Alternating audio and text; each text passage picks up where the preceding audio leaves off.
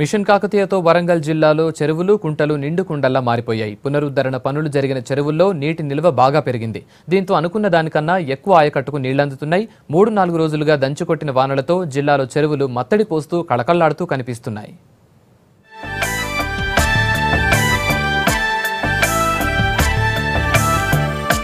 ఉమ్మడి వరంగల్ జిల్లాలో కాకతీయుల కాలం నాటి చెరువులే ఇప్పటికీ వ్యవసాయానికి తాగునీటికి ఆధారం.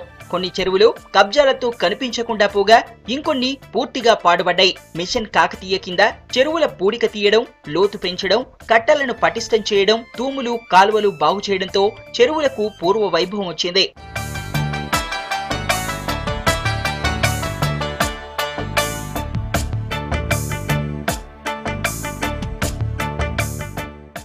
పడ్డ ప్రతి చినుకు చెరువులోకి పోయేలా ఏర్పాట్లు చేశారు అధికారులు. దీంతో 4-5 రోజులుగా పడ్డ వానలకు చెరువులు నిండి అలుగు పారుతున్నాయి. ములుగు ఏజెన్సీ మహబూబాబాద్ జిల్లాలో 240 చెరువులు పూర్తి సామర్థ్యంతో మత్తడి దూకుతున్నాయి.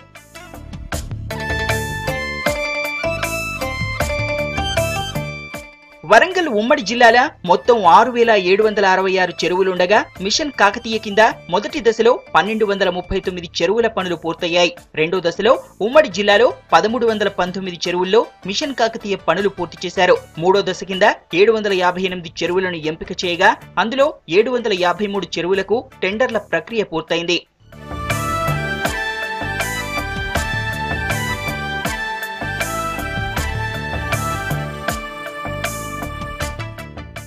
నాలుగైదు రోజులుగా పడుతున్న వానలతో పనులు జరిగిన సగానికి పైగా చెరువులు పూర్తి స్థాయిలో నిండాయి. మహబూబాబాద్ జిల్లా గూడూరు మండలం భూపతిపేట చెరువు, ముగ్ధంపూర్ చెరువుల కింద ఒకప్పుడు వానాకాలం పంటలకు కూడా నీరందేది కాదు. మిషన్ కాకతీయ మొదటి దశలో చెరువుల్లో పూడిక తీసి కట్ట కాల్వలను బాగు చేయడంతో ఇప్పుడు నీళ్లతో కలకల్లాడుతున్నాయని సంతోషపడుతున్నారు రైతులు. 2 పంటలకు నీళ్లందడమే కాకుండా చేపల పెంపకానికి మంచి అవకాశం వచ్చిందంటున్నారు. యాసింగ్ ఇంతకుముందు మాకు చాలా ఇబ్బంది అయ్యేది. 20 ఎకరాలలో నాకు 3 ఎకరాలే వచ్చేది నా పాలకు నీళ్లకు. ఇప్పుడు మొత్తం వస్తాను 60 ఎకరాలు పండుతాంది. చాలా మంచిగా ఉన్నది. ఇంతకుముందు అన్ని సరేంద్ర చెట్లు ఘోరంగా బాగుండేది. అన్ని పీకేసిర్రు, కట్ట హెల్ప్ చేసిర్రు, లోతు చేసిర్రు, నీళ్లు బాగా ఆగుతున్నాయి. పంటలు కూడా మాకు మంచి ఆనకాలం యాసింగ్ బాగా వస్తుంది. అంతకుముందుకు బాగా కష్టాలు ఉండే, పండదా అనే ఒక ఇబ్బందులతోనే మేము ఇతర ప్రాంతాలకు కూడా వలసపోయే పరిస్థితి ఉండే. ఇప్పుడైతే అలాంటి పరిస్థితి ఏం లేదు. మాకు పంటలు పుష్కలంగా బాగానే పండుతున్నాయి.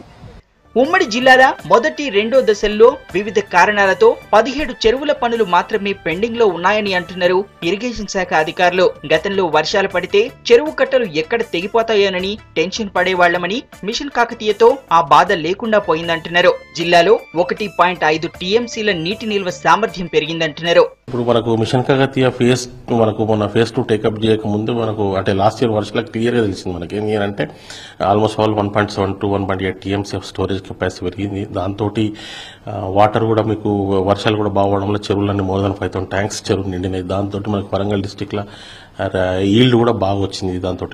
అండ్ ఈసారి మనం అక్యూట్ సమ్మర్ అనేది మనం ఫేస్ చేయలే. సో రైతులందరూ హ్యాపీగానే ఉన్నారు.